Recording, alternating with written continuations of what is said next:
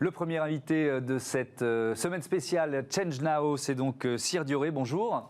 Bonjour. Bienvenue, heureux de vous accueillir. Vous êtes co-dirigeant de Greenfib avec Luc Ménétré qui a créé cette entreprise. Peut-être avant de la présenter, un mot de cet événement qui nous réunit aujourd'hui.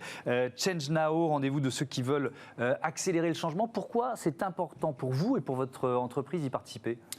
Alors, je vais le dire assez simplement, avec une petite phrase que je dis assez souvent, c'est qu'on comprend avec sa tête et on bouge avec ses tripes.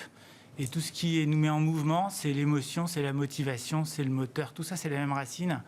Et donc, il faut se mettre en mouvement. Et Change Now, et dans le mot et dans l'événement, on est complètement dans cette dynamique-là. Oui, on est dans cette logique de mouvement. On est aussi dans une logique d'écosystème, de partage d'idées. Est-ce que ça peut être une source d'inspiration, un événement comme celui-là pour vous ? Oui, parce qu'on n'apprend que de la différence et donc il faut qu'on se côtoie dans toutes nos différences, toute cette start-up, ces petites pousses branchouillettes qui poussent de partout, ouais. Et les gros qui sont à côté. Vous parlez de David et Goliath la semaine dernière. On a abordé ce thème dans l'émission. On est là-dedans aussi. Donc ouais, pour moi c'est clé. Ouais. Et on va continuer de parler d'écosystème un peu plus tard parce que c'est une brique importante de la construction de Greenfib. Alors Greenfib, quand est-ce que vous avez rejoint l'aventure ? Puis peut-être qu'il faut expliquer ce que c'est cette entreprise. Alors c'est une aventure que j'ai rejoint, je vais le dire de deux manières. Il y a quelques dizaines d'années puisqu'on est copains de collège avec Luc. Ouais. Donc c'est une aventure qu'on partage humaine en tout cas depuis bien longtemps. Et puis quand il a créé Greenfib il y a 10 ans maintenant, il a commencé à réfléchir il y a 13 ans, il a breveté et créé il y a 10 ans. Et comme il est opticien, à la base, il n'avait pas tout à fait de repères industriels forcément. Donc sa matière, elle est un peu restée dans un tiroir. Il l'a ressortie quand on a traversé l'Atlantique vers New York, entre Saint-Nazaire et New York, sur le Queen Mary 2, dans un séminaire sur l'entreprise dans le monde de demain, où là, il s'est dit, il faut vraiment que j'en fasse quelque chose. Et puis comme moi, ça me bottait bien aussi de contribuer autrement qu'en formant des managers ou des dirigeants, mais en étant acteur. On s'est associés il y a 3 ans et on développe ça ensemble, lui sur la matière et moi sur la manière. Lui sur la matière et vous sur la manière, c'est joliment dit. Alors c'est quoi justement cette matière, les caractéristiques de Greenfib ? Alors cette matière, en fait, elle est donc 100% biosourcée, premièrement. Elle est durable et elle est sans concurrence avec l'alimentation. Puisque en fait, la base principale, c'est la graine de ricin. Le ricin, j'ai mes petites fioles. Ouais. Le ricin, ça pousse principalement en Inde, sur des terres semi-arides, donc non vivrières. Elle est transformée depuis 70 ans en huile de ricin, en Inde principalement. Et ensuite, elle est acheminée en bateau depuis 70 ans jusqu'à Marseille, par Arkema. À Marseille, il y a une première transformation en monomère, puis à Cerquigny en Normandie. Et en Normandie, on crée le polymère Rilsan, qui est lui-même 100% biosourcé, mais qui depuis 70 ans, pour être au niveau de performance des différentes industries, a toujours été mixé avec du pétro-sourcé.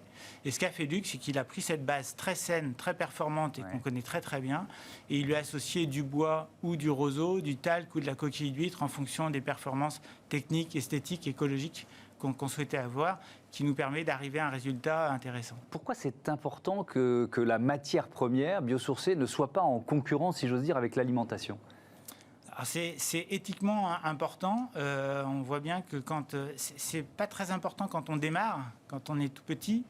Mais après, quand on commence à avoir des volumes, on commence forcément à rentrer dans des confrontations d'idées économiques, de lobbying ou autres. Donc, en étant cohérent dès le départ, on peut grandir vite et bien. Est-ce que ça vous différencie d'autres bioplastiques ? Ouais, parce que c'est l'une des critiques qu'on fait au bioplastique. Ouais, alors c'est clairement ce qui nous différencie. Il y a d'autres éléments. Ce qui nous différencie aussi, c'est le fait d'être accessible en quantité pour les gros industriels, puisque le Rilsan sur lequel on s'appuie est structuré sur des volumes comme ça. Et nous, on travaille avec Arkema en amont et avec 2 circuits courts autour de nous, et on vient un petit peu à la notion d'écosystème déjà, de production et de transformation pour pouvoir faire du volume aussi. Alors, donc, il y a l'huile de ricin qui vient principalement d'Inde. Il n'y a pas d'endroit en France où c'est produit ? Alors, le jour où on pourra produire, ce ne sera pas très bon signe par rapport au réchauffement, puisqu'il faut des terres semi-arides. Donc on va éviter de les avoir trop tôt en France, ce serait quand même pas mal. C'est logique. Donc la source, c'est l'Inde. Ensuite, les autres matériaux dont vous avez parlé, coquilles d'huîtres, bois, roseaux, etc., ça vient d'où? Là, on est au niveau du bois et de la coquille d'huître, on vient de la Bretagne. Et puis au niveau du roseau, on vient de la Brenne. Donc encore une fois, avec Luc, on est sur 2 régions, Nouvelle-Aquitaine et la Bretagne. On est dans le Haye. Et puis le tal qui vient aussi de Nouvelle-Aquitaine, des Pyrénées. Donc ça veut dire que vous avez pensé, ou que Luc Ménétré a pensé ce nouveau matériau dès sa conception pour qu'il soit le plus possible, déjà, alors sourcé en France quand c'est possible, mais fabriqué en France. Ouais. Ça, c'est la base, quoi. Exactement. Fabriqué en France et durable. C'était important que ce soit durable. Parce que la matière qui pollue le moins, c'est celle qu'on ne fabrique pas, et la deuxième sur le podium, c'est celle qui dure le plus longtemps possible. Si en plus, on impacte les usages pour que les produits soient utilisés le plus efficacement possible. On va y revenir sur la recyclabilité, mais peut-être le premier marché, il faut raconter un peu l'histoire de Luc Ménétré. C'est un lunetier au départ, c'est ça? Alors c'est un opticien. Un opticien, oui. Il peut même faire vos mesures de correction avec une ordonnance d'un généraliste. Voilà. Comme les ophtalmos sont très pris, c'est pratique. Ouais. Et puis il est créateur dans l'âme, donc il est aussi qui crée ses petites lunettes dans son petit magasin aussi, et à côté de toutes les inventions qu'il trouve à droite à gauche en se levant le matin.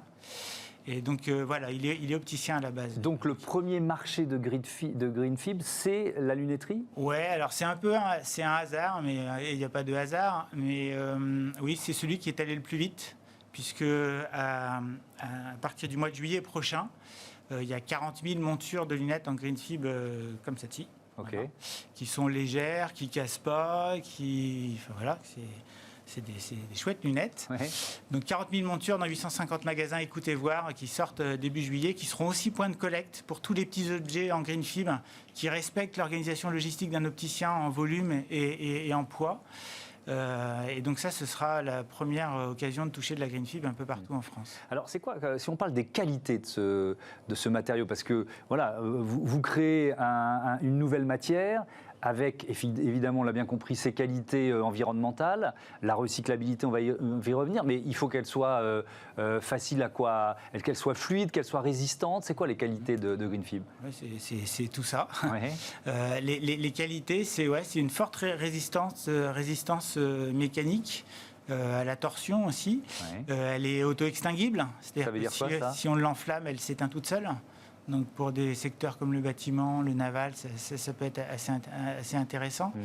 Elle ne casse pas, ou très difficilement, un peu comme une carte bleue. On peut la blanchir en la pliant un certain nombre de fois, mais c'est difficile à la casser. Donc pour les lunettes des enfants, c'est parfait. Et même pour les interrupteurs, j'ai un interrupteur là en Greenfib. Ouais. Les techniciens de ceux qui fabriquent les interrupteurs, la première chose qu'ils regardent, c'est les 4 petits picots dans lesquels on clipse le cache sur l'interrupteur, qui casse tout le temps. Il n'y a que ça qui les intéresse. En Greenfib, ça ne casse pas. C'est ce qui les a motivés pour creuser le sujet. Donc ça, c'est aussi un marché pour Greenfib? C'est aussi un marché pour Greenfib. Ouais. En fait, les marchés pour Greenfib, les plus naturels, c'est ceux qui sont les objets de consommation, les biens de consommation. Donc c'est des stylos, c'est des montres, c'est des lunchbox, c'est des interrupteurs, c'est des lunchbox ou des plateaux repas, ça veut dire qu'il faut une certification pour ça. C'est quoi, ça s'appelle contact alimentaire, c'est ça? Ouais, donc c'est effectivement, Greenfib est certifié au contact alimentaire, donc c'est ce qui nous permet de viser ce marché-là aussi. Les plateaux repas, on a testé. En fait, aujourd'hui, Greenfib s'injecte très très bien. Moi, j'ai passé 15 ans dans l'industrie et les gars de prod, ils sont contents de travailler la Greenfib dans les usines, donc ça c'est chouette. Et ça s'extrude assez bien aussi. On est en train de finaliser cette partie-là. On l'imprime en 3D aussi, en filament. Mais aujourd'hui, c'est vraiment sur l'injection que c'est parti. Donc, le premier marché, c'est la lunetterie, mais finalement, ça peut... Moi, en vous écoutant, je me dis ça peut remplacer tous les objets en plastique. C'est ça. C'est le principe. C'est le principe. Ouais. Après, il ne faut pas qu'on se perde non plus. C'est-à-dire? Donc, on fonce quand, dans la manière, parce qu'il faut qu'on parle un petit peu de la manière aussi avec la matière, c'est important. On fonce quand c'est efficace, donc quand c'est humainement fluide, quand c'est techniquement possible et quand c'est financièrement possible également. Quand on prend l'écologique et ensuite on regarde comment ça se passe économiquement, il faut que ça fonctionne dans ce sens-là. Alors, ça veut dire quoi justement dans cette manière dont vous êtes plus précisément chargé? Il y a des marchés sur lesquels vous ne voulez pas pour l'instant vous développer parce que vous considérez qu'ils ne vous permettent pas d'être cohérents par rapport à la promesse? Alors, c'est vrai que le mot cohérence, c'est un mot qui est clé pour nous. Voilà. Donc, on a besoin d'être cohérent. Les marchés qu'on ne souhaite pas adresser, c'est ceux qui sont clairement l'arme qui cache la forêt. C'est-à-dire que nous, on souhaite être soit une pièce de puzzle de plus pour ceux qui sont déjà clairement engagés et efficaces dans quelque chose qui est cohérent écologiquement et économiquement. Et on aime beaucoup aussi prendre du temps avec ceux qui ont fait du chemin dans leur tête, qui ont une intention, mais qui ne savent pas trop comment passer à l'action, changer de modèle, changer de manière de fonctionner. Et ça, on aime bien accompagner. On a plusieurs manières de le faire avec ceux qui travaillent autour de nous, nos transformateurs, nos producteurs de matières, etc. On les réunit dans un théâtre équestre, on les fait travailler avec nous sur notre analyse de cycle de vie de Greenfield. Qu'est-ce que c'est qu'une analyse de cycle de vie, etc. Et puis pour nos clients, on les emmène dans ce qu'on a appelé des ateliers boosters d'impact pour qu'ils osent faire un x10 dans leur projet. Comme au début, on avait un projet de mettre quelques Vélib à Paris, et si je ne me trompe pas, JC Decaux a dit c'est pas ça qu'il faut mettre, c'est 10 fois plus. Si vous voulez changer les usages et que les Vélib rentrent réellement dans les villes parisiens, donc il faut qu'on ose ça, il faut qu'on se donne les moyens de réussir ça derrière. Et donc on emmène nos clients, de gros, de moyens, de petits, pour qu'il y ait de l'échange entre eux aussi, et que tout ça produise des projets avec Greenfield, mais pas seulement. Donc il y a ces journées de co-construction, c'est ça, vous venez d'en parler un petit peu, mais ça se passe comment en fait parce que là on est vraiment dans la définition de l'écosystème. J'ai une autre émission sur la chaîne qui s'appelle l'écosystème. C'est quoi? C'est fédérer autour de vous tous les partenaires que vous pouvez avoir et qui peuvent même être parfois concurrents sur certains marchés. Comment ça marche votre écosystème en fait? C'est ça. Alors au niveau de notre écosystème de services qu'on peut donner à nos clients, il y a toute la partie production, transformation, mais aussi design, éco-conception. Donc, on a une approche globale, on n'est pas spécialiste de chaque partie, on est peut-être un peu spécialiste de la capacité à prendre toutes ces parties et en faire quelque chose ensemble. Donc ça effectivement, on les réunit autour d'un thème qui nous paraît pertinent pour nous. La CV en était un. On a travaillé sur notre plateforme de marque aussi, parce que la matière ne suffit pas. Gore-Tex, par exemple, nous inspire. Pourquoi une grande marque comme Adidas ou Nike s'embête à écrire Gore-Tex sur sa veste? Il y a des choses qu'il faut aller chercher, qu'il faut comprendre. Donc nous, ça nous intéresse de comprendre ça et de voir qu'est-ce qu'on peut en faire. Ça, c'est au niveau de l'écosystème des acteurs. Et au niveau des clients, là, on les fait se rencontrer. Il y a 15 jours, on avait Biocop et Sodexo pour les deux principaux. Et puis, on avait aussi 2 PME, une qui fait des goodies. Alors, les goodies, c'est pas terrible pour le verre. Non. Mais s'ils sont la première agence de goodies à vendre des goodies qui sont éco-conçus, qui ont une ACV, etc., ça devient plus intéressant. L'autre qui fait des télécommandes, par exemple. Voilà. Et puis 2 petites start-up. Et quand vous faites rencontrer Biocop et Sodexo, qu'est-ce qui se passe? Il se passe des belles choses. Il se passe des belles choses parce que, alors, on veille quand même à ce qu'ils ne soient pas concurrents. Ils viennent à 2-3 par entreprise pour pouvoir avoir des moments en intra et des moments en inter, confronter leurs idées avec le regard des autres.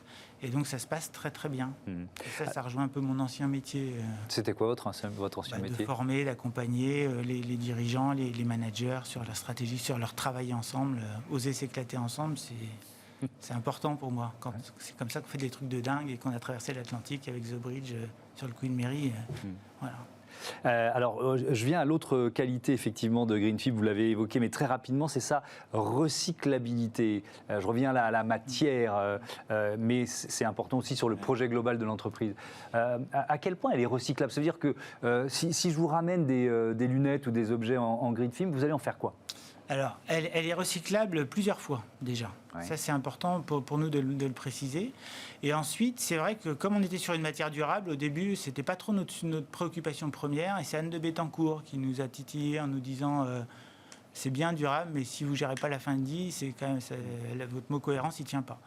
Donc, on a développé 3 manières de pouvoir recycler. Tout ce qui est recyclage à la source avec les industriels. Quand on usine des faces de lunettes, ça fait du copeaux, ça fait du déchet. Il faut tout de suite être capable de le récupérer, de le réinjecter, de refaire des plaques et de réusiner dedans. Ça, c'est une première manière de le faire en B2B. L'autre manière en B2B de le faire, quand on est sur des volumes supérieurs à 1 tonne, c'est d'intégrer la filière Rilsan d'Arkema avec lesquels on a travaillé pour pouvoir le faire. Puis après, il y a tout ce qui est B2C. Et là, c'est les points de collecte. Et on démarre donc en juillet avec les points de collecte et avec ces 850 magasins en France. Ça, c'est pour les circuits. Et après, pour la performance de la matière, elle est recyclable 3 fois, plus que ça en labo. Mais on se dit que déjà, quand on aura recyclé une paire de lunettes en stylo, on fait des jolis stylos aussi. Et puis après, en lunchbox, on aura déjà pas mal bossé, quoi. Parce que en labo, c'est plus que 3 fois, c'est ça, si je vous entends bien. Ouais. C'est jusqu'à combien?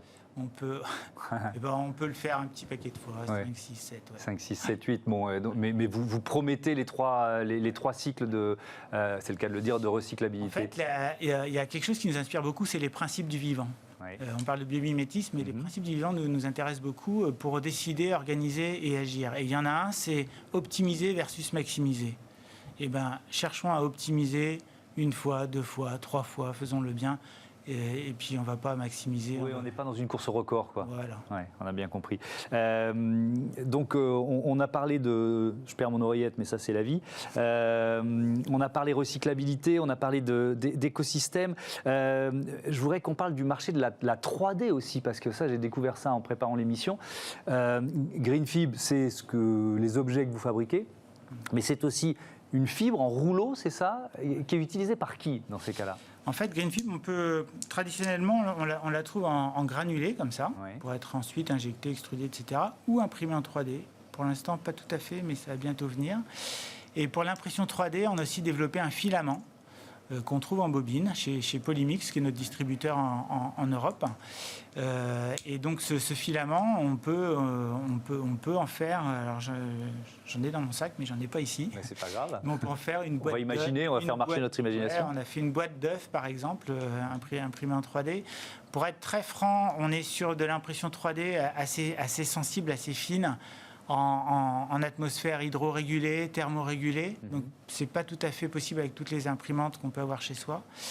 Mais c'est déjà très intéressant pour du proto, pour des beaux projets. Et sur la série, on n'est pas encore prêt. D'accord, mais qu'est-ce que ça ouvre comme marché potentiel, le fait voilà, technologiquement, de se dire on va être capable ou on est capable de faire de l'impression 3D? Ça ouvre les esprits déjà. Ça permet de se poser des nouvelles questions.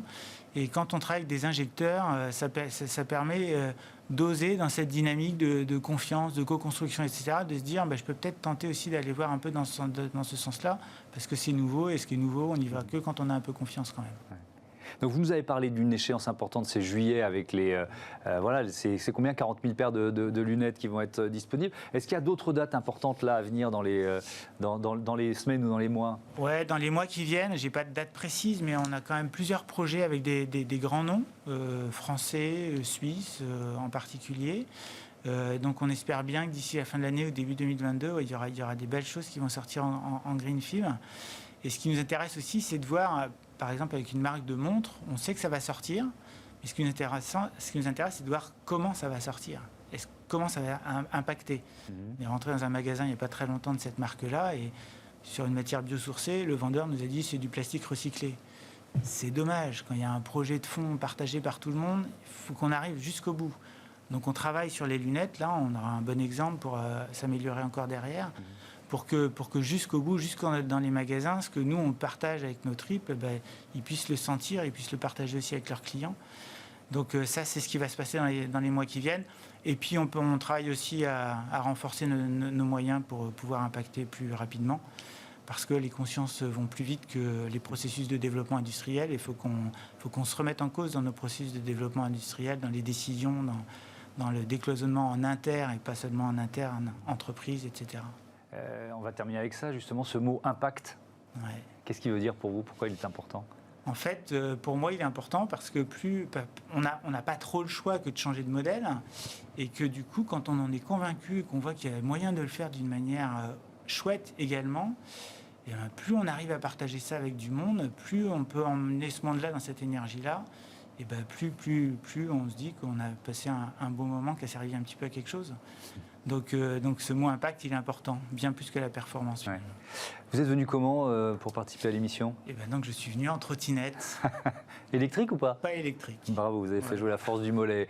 Ça m'offre la transition toute trouvée sur le thème suivant. Merci beaucoup. Merci Cyr Duré. Bon vent à Greenfib. Bon sommet, bon événement Change Now et à bientôt sur Bismart. Et donc on prend notre trottinette. Enfin, on apprend à rouler en trottinette surtout tout de suite. C'est Smart Ideas.